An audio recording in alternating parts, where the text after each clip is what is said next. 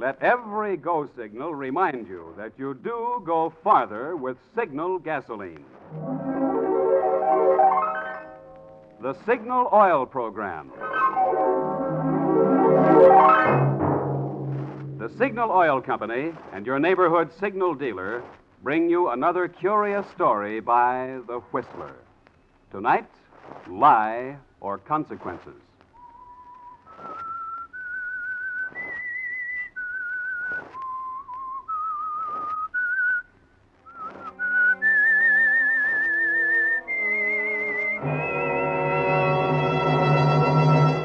I am the Whistler, and I know many things, for I walk by night.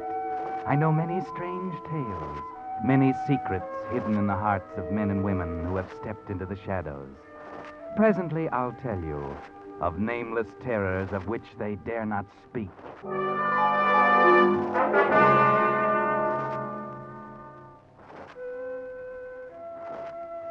Within the human character, the line between good and evil is a thin and waving one. And very often, the one small impulse for good will outweigh and nullify the bad. Such was the case with Michael Cobb. Mike wasn't bad, really. It happened while he was a kid, before he knew any better. He'd gotten into trouble, gone to prison, served a stretch. Now he's out, and he's learned his lesson. He's proving that. He's going straight, working hard at his job in the office of a large department store. He's married to a girl he loves, and he's happy. Delicious. Oh, nobody can cook a better breakfast than you, darling. Thank you, sir. Now, Mike, don't bolt your coffee. I gotta run. I'll be late. Well, a couple of minutes won't make any difference. Well, maybe not most days, but today is going to be a big one. The last shopping day before Christmas, you know. Stores will be jammed. We'll be swamped with work until late tonight. Besides, I don't want to spoil my record.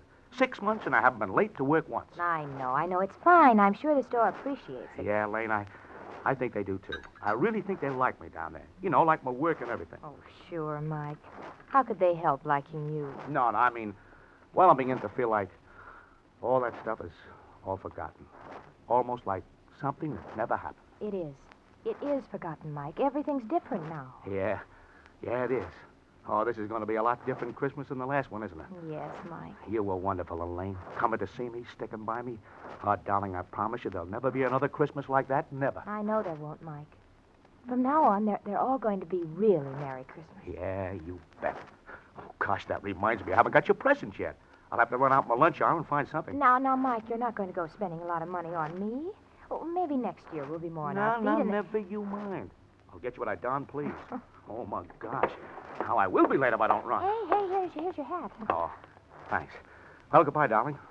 If I don't get home before midnight, Merry Christmas. Merry Christmas.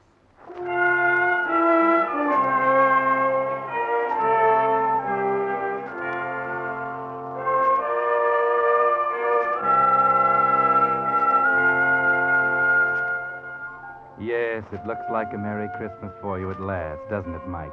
For the first time in your life, almost. A real Merry Christmas. You notice the smiles on people's faces as they walk down the street. You get sort of a kick out of the fancy red and green draped windows of the store. The holly smells good in the elevator. And you chuckle as you pass the toy department with a perspiring Santa Claus pulling on his red coat. Then into the office, everybody smiling. Yeah, you know what, Mike? Maybe you're getting that thing they call the Christmas spirit. Well, morning, George. Merry Christmas. Hi, Mike. You're pretty cheerful this morning, aren't you? Oh, why not? It's almost Christmas, the day of good cheer. Well, what's the matter with you, sourpuss? Nuts. Humboldt. Uh-oh. The boss on the rampage again, huh? Yeah. Well, what is it this time? You haven't heard? No, what? Somebody lifted another $1,000 out of the receipts last night. What, again? Yeah. It makes about 10 grand that's been missing in the last 6 months. Well, no wonder Mr. Humboldt's upset. The detectives are in there with him right now, and they've got old Gus, the night watchman, in for questioning. I suppose we'll all be on the carpet like the last time. Oh, gee, that's not so good. $10,000. Hey, that's grand larceny. Yeah, and the cops are probably getting pretty sore about not pinning it on somebody. Now, look, here comes old Gus, fresh from the Inquisition. Yeah. Thank you, Mr. Homburg. Gus. Hey, Gus. Yeah, Mr. Osborne? Are they playing questions and answers in there again, Gus? Yeah. Where was you this time? Where was you that time? The only time I got to sleep when they called me down here for this. What for would I want to steal money for? I got a wife. Fine wife. 4 kids. I steal money, I go to jail. They starve. What for would I steal? Sure, guess. But I know why you're so worked up about it. Yeah? You probably had to admit where you were last night between 12 and 1 o'clock. How come you know that, where I was? Go on. Everybody in the store knows that, Gus. It's a standing joke. Everybody knows you eat your lunch every morning between 12 and 1. They know you go up to the 13th floor and stretch out on one of those divans in the Louis the 15th room, the classiest in the joint. Okay, so what's wrong with that? I got to eat. Why not in style? Sure, only for that hour. Anybody could come in and move out the other 12 floors, and you'd never know it. All right, so what? Maybe that is when somebody stole money. I do not know. I only know I did not steal. And this is the only time I got to sleep, when they have to go asking me questions. What a character. Hey, is that true about his breakfast from 12 to 1? Sure. There's a night watchman for you. That probably explains why they're so sure the thief is somebody inside the store. Somebody who knows about Gus and what time he won't be on this floor. Yeah, it could be. Uh-oh, that's Humboldt. Yes, Mr. Humboldt. Yes. It's right away, sir. Just as I thought. It's my turn now. Well, if I start screaming, you'll know he's putting me on the rack. Okay, I'll bring a branding iron to your rescue. Don't laugh yet. You'll probably be next. If Humboldt really decides to catch a thief, he'll catch one by hook or crook.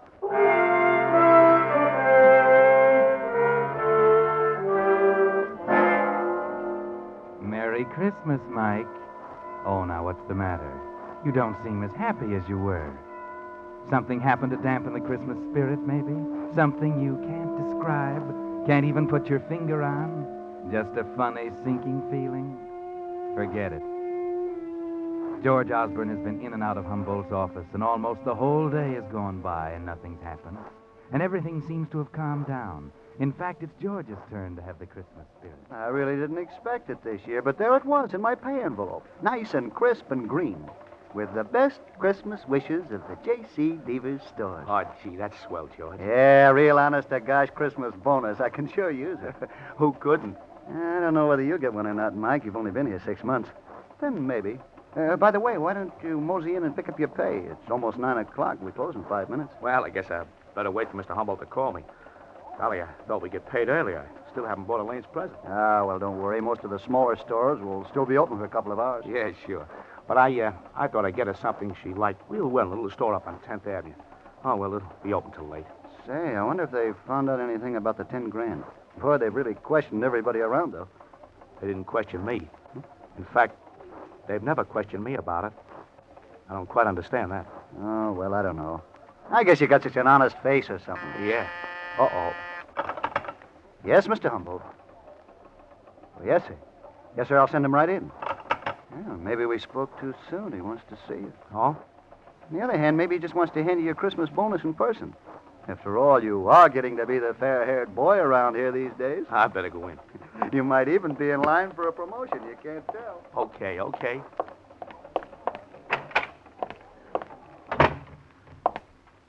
You wanted to see me, Mr. Humboldt? Yes, yes, Cobb.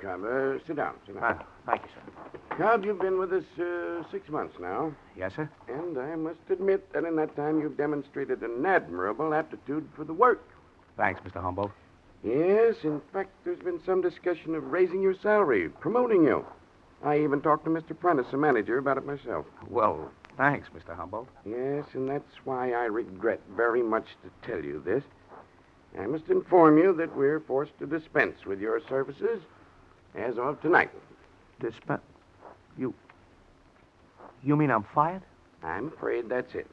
Yeah, your 2 weeks' pay is in this envelope. Wait a minute. If I'm been so good, why am I being fired? I'm not at liberty to offer any explanations. I have my orders just the It's same got as... something to do with this missing money, hasn't it? I told This you is that your it- way of telling me you think I took it, isn't it? Now, Cobb, That's it, isn't it, Mr. Humboldt? You've questioned everyone else in the department. With me, you figure questions are unnecessary, don't you? Well, since you put it that way, Cobb, naturally we must take into consideration your past. You knew about my prison record. I told you about it. Would I have told you about it if I was going to steal again? I'm not accusing you of stealing again. I only say we can't afford to take chances. We simply find it advisable... All right. I understand.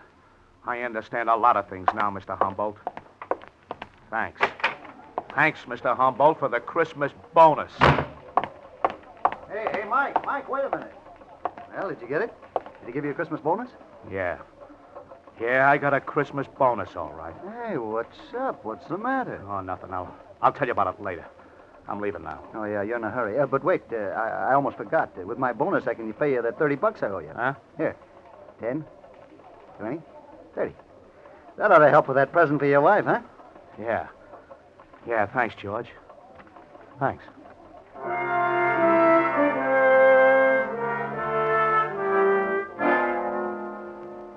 Merry Christmas, Mike. Yeah. That premonition you had this morning was right, wasn't it? That funny, sinking feeling. Now you know, don't you, Mike? You knew it all the time, really. All this past 6 months you've been kidding yourself. The dream bubble has burst. Merry Christmas, Mike. The crowds are still cheerful on the streets. The windows are still bright and gay, and the holly still spices the air. But you don't see or feel or smell. No, there's only the sensation of a chill wind cutting you to the bone as you wander the dark streets, not knowing or caring where you are. Hello, Michael. Merry Christmas. Huh? Oh. Oh, hello, Reverend Hewitt. I didn't see you. So I noticed. I was just getting home from my last-minute shopping.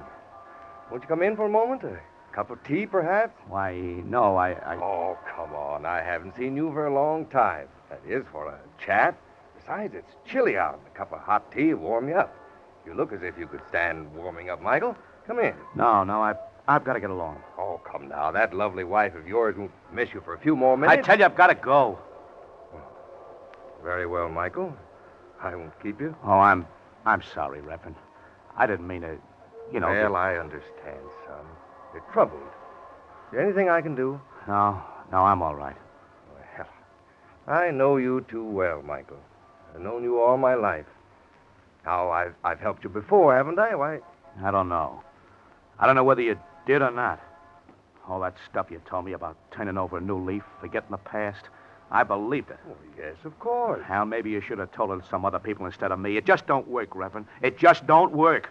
All that stuff about being good and doing good. Hal, it don't pay you off. It does, Michael. It does. You must believe that. Even a little good done brings a great reward. Yeah, maybe to some people. Only maybe some of us are behind an 8-ball we can't get around. Michael, please come in. I feel I must talk to you. Not Maybe- tonight, Reverend. But all the talking I can stand. Now I'm going to do my own thinking. And I know what I'm going to do. You can bet your sweet life I know just what I'm going to do.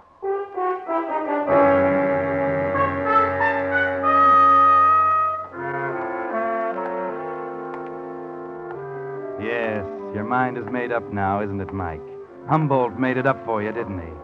You hate him, don't you, Mike? And all the smug people like him who've never done a stretch and stir.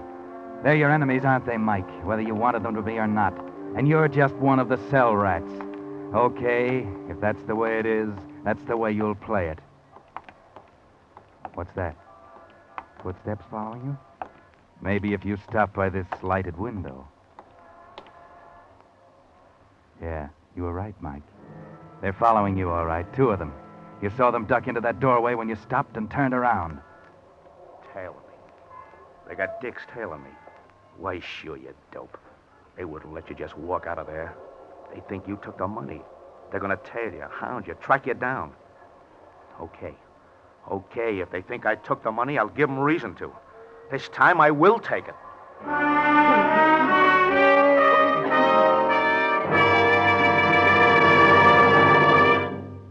You are listening to The Whistler, brought to you by your friend, the Signal Oil Company.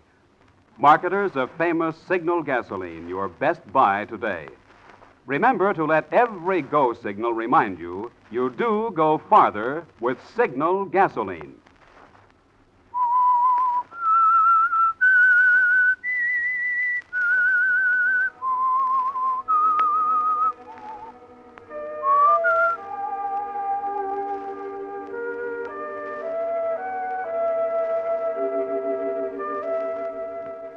Merry Christmas, Mike. A very Merry Christmas, isn't it? 6 months of going straight and you've given it up. You're going back. back to the store and get your share of those days' receipts. Yes, it's all so simple, isn't it, Mike? It'll soon be 12 o'clock midnight, and old Gus will be up in the Louis 15th room on the 13th floor. The safe in Humboldt's office will be a cinch. You've seen it many times. And as for the two dicks tailing you now, it'll be duck soup to shake 'em. Duck soup. That's right. You're heading up 10th Avenue now. You can double back and... What's wrong, Mike? Why are you stopping? Could it be that tune, the brightly lighted window, the old man standing back there? Of course, now you remember. 10th Avenue. This is old Mr. Samuel's little store. This is it, where you're going to buy Elaine her Christmas present. And there it is. It's what you heard, the music box, sitting on the counter next to the open door, playing. Well, good evening, Michael, and Merry Christmas. Hiya, Mr. Samuels. You came in just in time. I was just about to close up. I guess down at your big store you've been closed for a long time. But here, well, we little fellows have to stay open to get all the business we can. What can I do for you? Is this the music box that Elaine likes so well? Ah, yes, that is the one. She was very taken with it. Ah, how her eyes sparkled when she looked at it. Yeah, there's a powder puff of something inside, isn't Ah, it? that is right. And when you open it, it plays the little tune. So.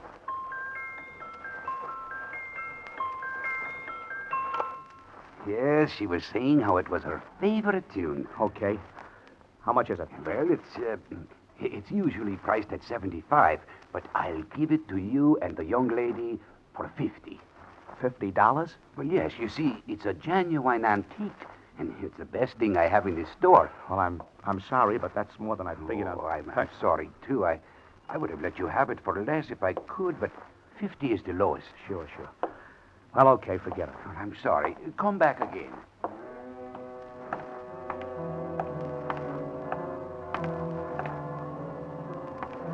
Now what's the matter, Mike? Why are you stopping? Could it be you can't make up your mind?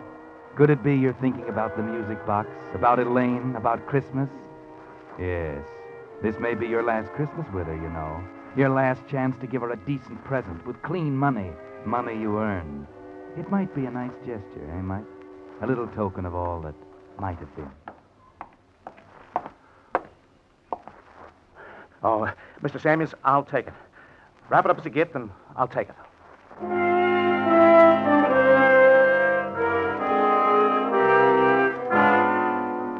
Merry Christmas, Mike. That's what's written across the package. It was going to be a symbol for a wonderful new life, wasn't it? And now it's an ironic farewell. Your last attempt at doing good, as Reverend Hewitt called it. Too bad it won't bring you that great reward he promised.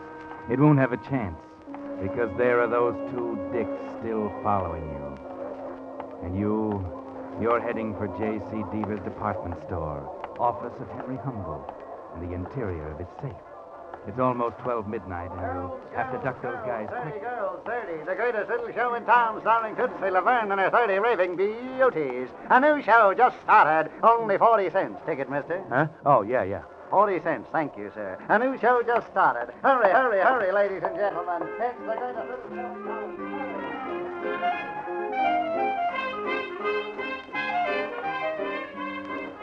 You're doing great, Mike. Those dicks will follow you in, but you won't be there, will you? No. You're heading for that exit sign down at the side. Through the curtains, push out through the door, and there you are. In the alley. And free. Okay. Now, up to the street. Lose yourself in the crowd. Turn down Fifth toward the store. You're okay now. No need to look back. Or is there? They're there. You didn't shake them after all. They were wise to that trick, and they were waiting for you outside the theater. Yes, you should have known. Now what? Maybe you've got an idea. Yes. A good idea. Honey. Why not lead them to the store? Sure, that's where they expect you to go. But beat them there and hide, down in the freight dock, behind one of those big crates. They'll never find you in that mess. Then when they get tired looking, you'll be able to slip in and do the job. How's that? Brilliant. Yes, brilliant.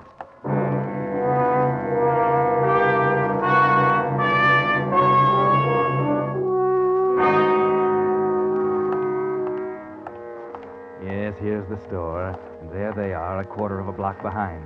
When you hit the alley, you'll run for it. Make a dash back to the back. And you'll be so far ahead then, they won't know whether you got in or not. And you'll fool them entirely. You'll have them searching the whole store. Okay, here it is. Okay, you made it. You left them way behind. Here's the freight, Doc. Okay. Come on, coppers. Just try and find me in here. Found it. Now we've lost him. I told you knew we were following him. Sure. But let's not waste time. We had plenty of time to get in. Probably with his employee's key. Okay. Get out your skeleton and let's go in after him.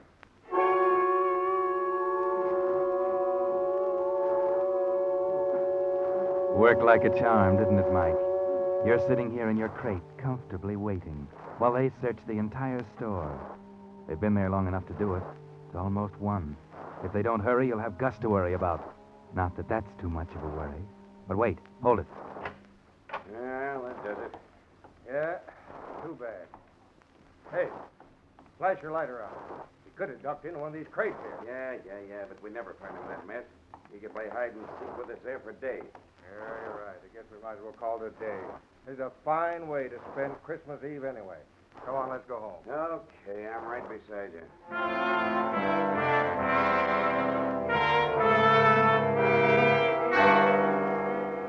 Well, Mike, Merry Christmas. This is better than you expected.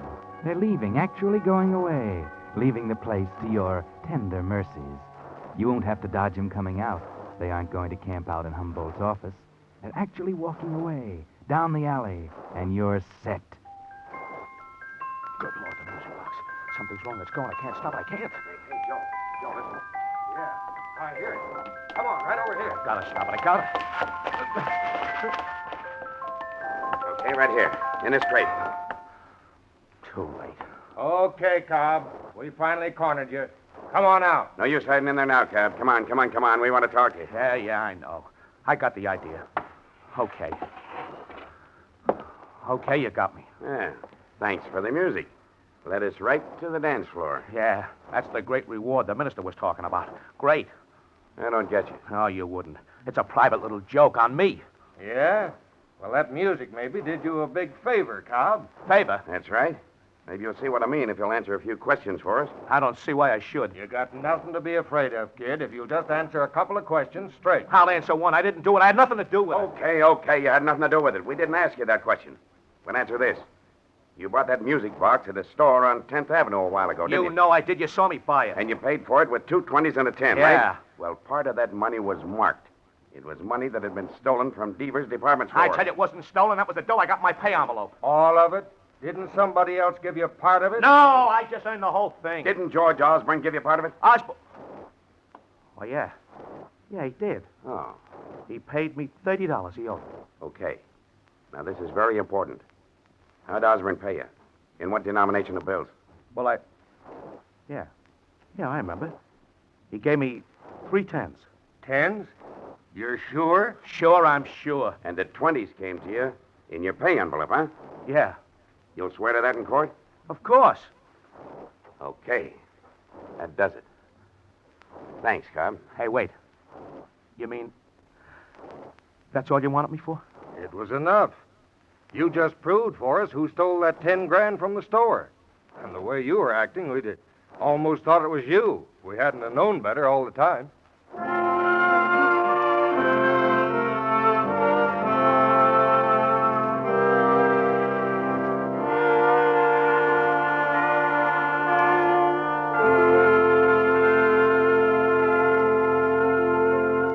But that's not the end of the story. The Whistler will bring it to you in just a moment. Meantime, Signal Oil Company joins with 1,800 Signal gasoline dealers throughout the West from Canada to Mexico in hoping that this has been a good Christmas for you. It wasn't the Christmas we had all hoped and prayed for. There were too many empty places at the table, too many empty places in our hearts. As we look back, we may wonder if perhaps we didn't give quite enough. Not quite enough of our effort, of our money, and of our blood, which can mean life itself to a boy at the front. Yet even the regrets that may tinge this season's gladness can prove its greatest blessing if they fire us to new determination, to new and greater effort through the coming year until our prayers are finally answered and peace again returns to heal this confused and torn world. Yes, if, as this Christmas of 1944 draws to a close, we will rededicate ourselves to this, our job, we may, each of us, hasten the realization of that ancient promise: peace on earth, goodwill toward men. And now, back to the Whistler.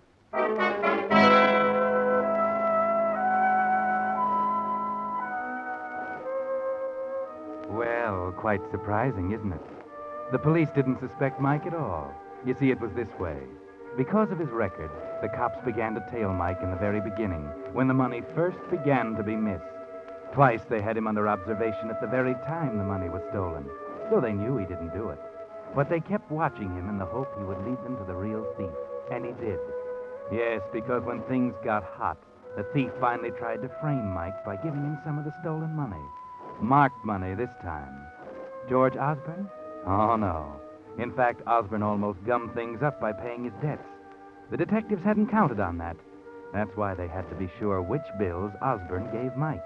The 10s weren't marked, the 20s were.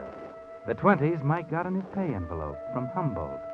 Yes, Henry Humboldt, the office manager. You see, things were getting too hot for him. The trail was getting too close. He knew the money was marked, and he knew the detectives were watching Mike. So he gave him some of the marked bills in his severance pay, trying to frame him. It couldn't have worked, of course, but Humboldt didn't know that, and neither did Mike. And Mike almost did something he'd have regretted all his life. He almost went back to a life of crime. Yes, if the music box hadn't have jammed and started playing just when it did, and the detectives had gone off, Mike's life would have gone down the skids. Because it did play when it did. Well, next week he'll be back at the store, in a better job. Yes, and he got a Christmas bonus, too. They saw to that after Humboldt was arrested. And all because the music box played. Maybe that's why Mike said, No, sir. That music box sits right there on the table where everybody can see it. Darling, I really think it means as much to you as it does to me. Oh, I guess maybe it does, Elaine. Just like the Reverend Hewitt says, a little good brings a great reward. Yeah, for the rest of my life, that little gadget's gonna mean a Merry Christmas. Darling, Merry Christmas. Merry Christmas, Mike.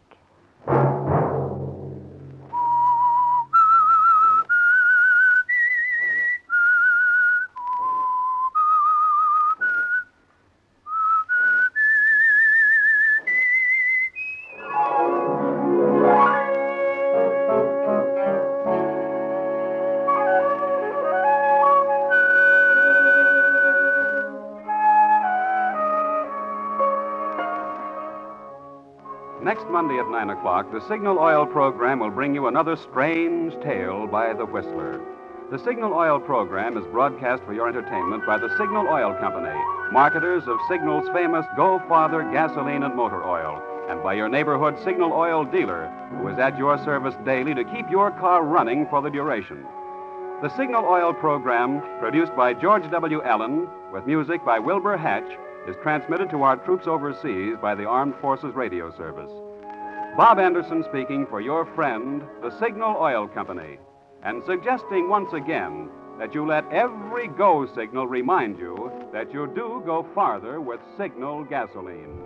This is CBS, the Columbia Broadcasting System.